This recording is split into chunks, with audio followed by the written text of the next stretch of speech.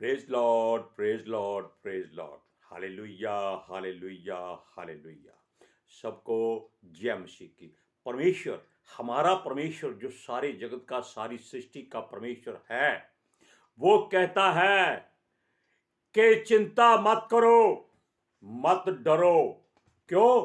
परमेश्वर तुम्हारे हमेशा अंग संग है और वो अपने नबियों को आपकी हिफाजत के लिए इस्तेमाल करता है, उनके द्वारा प्रार्थना कराता है ताकि उसके लोग सुरक्षित रहें। हालेलुया। आज के सुसमाचार के लिए हम प्रार्थना करेंगे। Hallelujah. Praise Lord, praise Lord, praise Lord, praise Lord, praise Lord. हे पिता परमेश्वर खुदावंद खुदा, तेरा धन्यवाद करते हैं। बाप बेटा रूप पाक पिता पुत्र पितर आत्मा जी, आपने ये समय हमें बख्शा कि हम आपकी तेरी महिमा करें, तेरी वड्याई करें खुदावंद खुदा, और आपके वचनों को लोगों के कानों में डालें ताकि उनके हृदयों में वचन जाकर छिद जाएं और उनको तेरी ओर मोड़ दें, उनके मन फिर जाएं। खुदावंद खुदा, जो वचन आपने दिए हैं, ये तेरा सेवक, छोटा सा सेवक, जो एक मामूली सा सेवक है, आपकी सेवा के लिए आपके लोगों को उभारता है कि परमेश्वर की ओर मुड़ जाओ और उसके नबियों के द्वारा, संतों के द्वारा जो प्रार्थना होती है उस पर विश्वास करो, भरोसा करो। परमेश्वर आपको कभी नहीं छोड़ेगा। हालेलुया। मेरी बेनती, मेरी प्रार्थना धरती के छोर तक पहुंचे, सब लोग सुने और परमेश्वर की महिमा करें, बुराई करें और यीशु मसीह के गवाह ठहरें। हे प्रभु यीशु नासरी, मैं तेरे जलाली कदूस जीवित और समर्थी नाम में ये दुआ मांगता हूं, सुन और कबूल कर। आमीन। अब सुनिए, हम ये कहते हैं कि अगर परमेश्वर ने आपको गरीब या मजबूर बना दिया है, परमेश्वर बनाता नहीं है, लेकिन आप समझते हैं कि आप परमेश्वर की ओर से गरीब हैं, तो भी परमेश्वर आपको कभी छोड़ता नहीं है, कभी नहीं छोड़ेगा, चाहे कुछ हो जाए। और वो कंगाल की सुध लेता है, वो उसको घुरे से उठाकर पतवंते लोगों के संग बिठाता है। ये उसका वचन है। हालेलुया।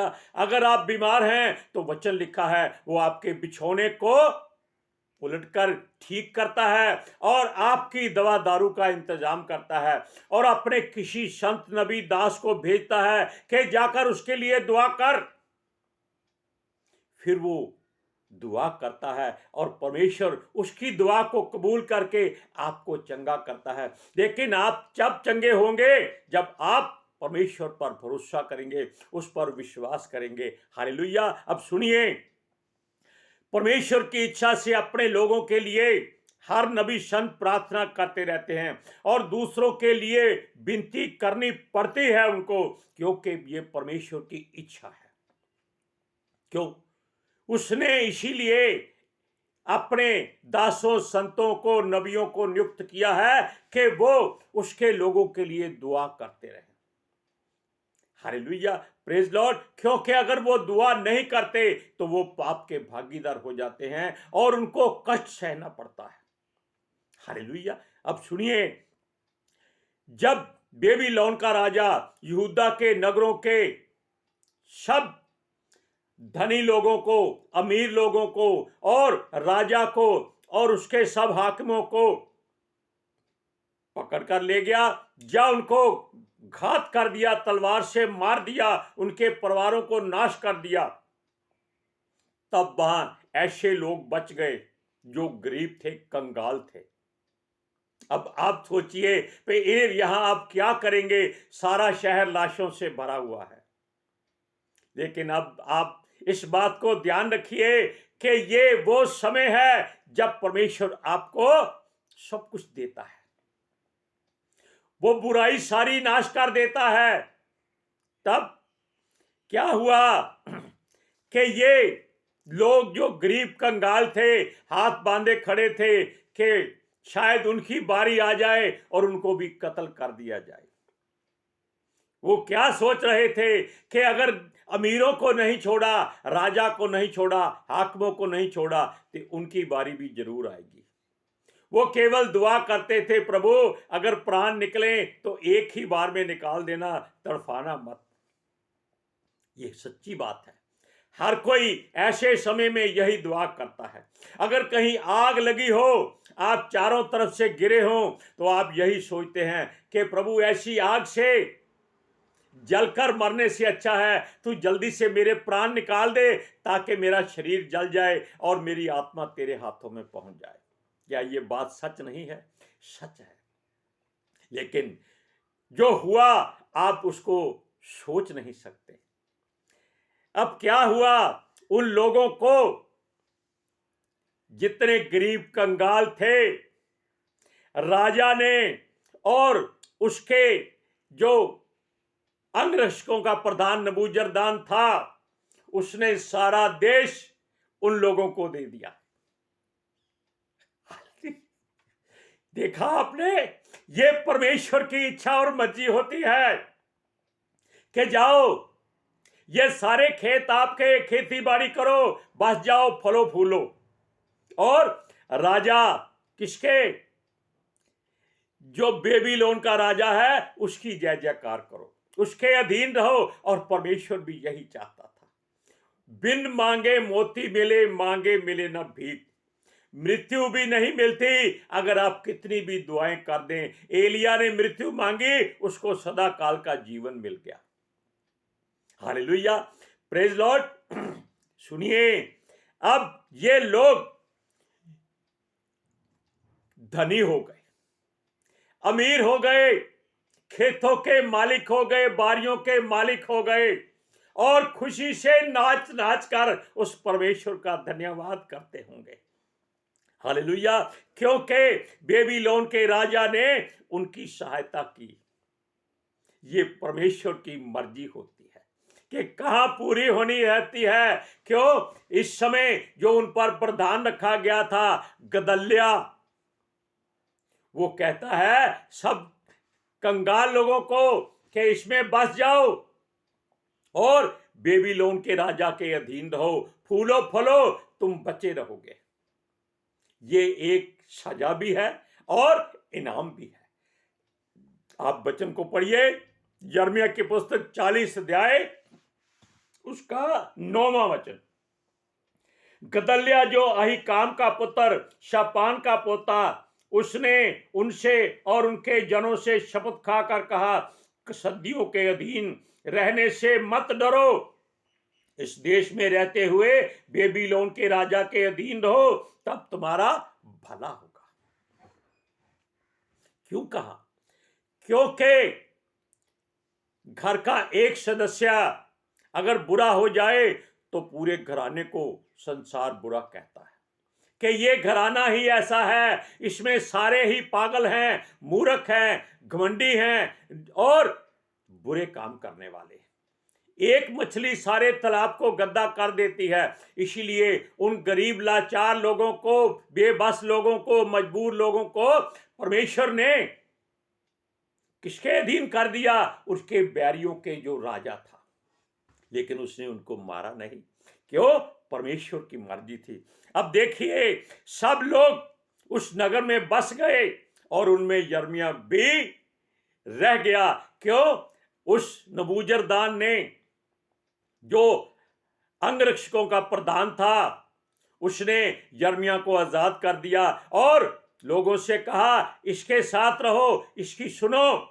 तब लोगों ने क्या कहा? हे यिर्मयाह, हमारे लिए दुआ कर, हमारे लिए प्रार्थना कर। क्यों कर? सब लोग यही कह रहे थे कि तू परमेश्वर का नबी है, भविष्यवक्ता है, यहोवा तेरे संग है, हमारे लिए दुआ कर, प्रार्थना कर कि हम लोग बचे रहें। हालेलुया, क्योंकि जितने लोग बच गए हैं वो बहुत थोड़े हैं। अगर परमेश्वर चाहे तो कहता है हे छोटे झुंड मत डर। क्यों कहता है? इसीलिए कहता है कि वो झुंड फल फूल जाए, बड़ा हो जाए और धरती पर छा जाए, फिर परमेश्वर उनको अपने अभिषेक से भर दे और वो आजाद हो जाएं। अब देखिए, क्यों उसने कहा कि हम सब लोग जीवित रहें और प्राणों से मारे ना जाएं। हम मिलजुल कर रहेंगे, जो बच गए उनको परमेश्वर और फुलाए, सब लोग फलते जाएं। ये बातें परमेश्वर के वचन के अनुसार है। अगर आपके पास कुछ नहीं है, आप चिंता न करें, आपका समय नजदीक है। परमेश्वर आपकी सुनने वाला है। हालेलुया। सुनिए, इस वचन को सुनिए। यिर्मयाह की पुस्तक 42 अध्याय उसकी 1 से 3 आयत तक। तब कारे का पुत्र योहानान, होशाया का पुत्र याजन्या, दलों के सब प्रधान और छोटे से लेकर बड़े तक सब लोग यिर्मयाह भविष्यवक्ता के निकट आकर कहने लगे। क्या कहा? हमारी विनती ग्रहण करके अपने परमेश्वर यहोवा से हम सब बचे हुओं के लिए प्रार्थना कर, क्योंकि तू अपनी आंखों से देख रहा है कि हम जो पहले बहुत थे अब थोड़े बच गए हैं। इसलिए प्रार्थना कर कि तेरा परमेश्वर यहोवा हमको बताए कि हम किस मार्ग से चलें और कौन सा काम करें।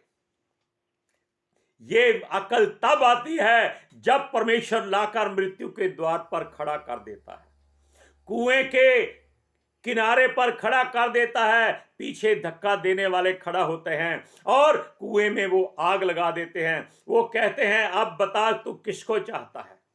अगर वो कहे कि मैं परमेश्वर को चाहता हूं, जो करना है कर लो, तो कुएं की आग बुझ जाती है और वो पीछे खड़े हुए लोग डरकर भाग जाते हैं और मनुष्य बच जाता है। लेकिन हम परमेश्वर की एक ही बात जो आपको बताते रहते हैं, आप ध्यान से उसको अपने हृदय में रखा करें। हालेलुया। ताकि परमेश्वर आपको भी ऐसा उभार दे कि आप परमेश्वर से पूछें, हे यहोवा, हे इज़राइल के परमेश्वर, हे इब्राहिम के परमेश्वर, हे इसहाक के परमेश्वर, हे याकूब के परमेश्वर, बता हम क्या करें। तब वो आपकी सुनेगा।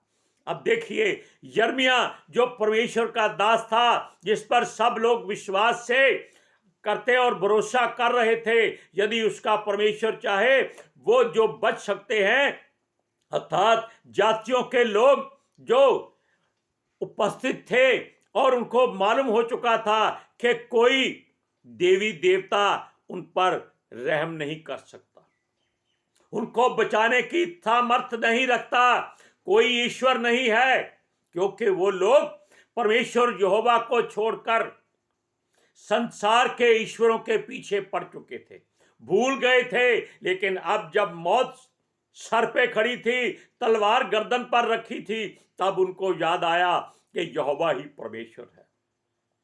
और इसीलिए परमेश्वर ने अपने दास यिर्मयाह को उनके बीच में छोड़ दिया था कि वो उनके लिए दुआ करे।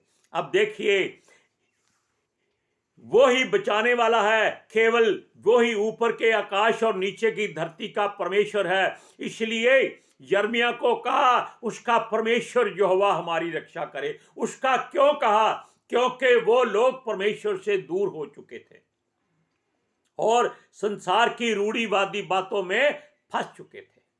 अब देखिए, उसने यानी कि यिर्मयाह ने उनको तसल्ली दी कि वो उनके कहने के अनुसार यहोवा से विनती करेगा और जो बात यहोवा परमेश्वर उसे कहेगा वो बिना किसी शर्म के नहीं, बिना किसी बात के डर के उनके सामने बता देगा। क्यों बता देगा? इसलिए कि परमेश्वर अच्छा करे या बुरा करे, कुछ भी छुपाया नहीं जाएगा। आप जानते हैं, जब भी यिर्मयाह नबी ने यहोवा से बात की, लोगों की सारी ही स्थिति बताई, बेशक यहोवा सब कुछ जानता है, लेकिन वो अपने नबी के मुख से सुनना चाहता है कि वो क्या कहता है।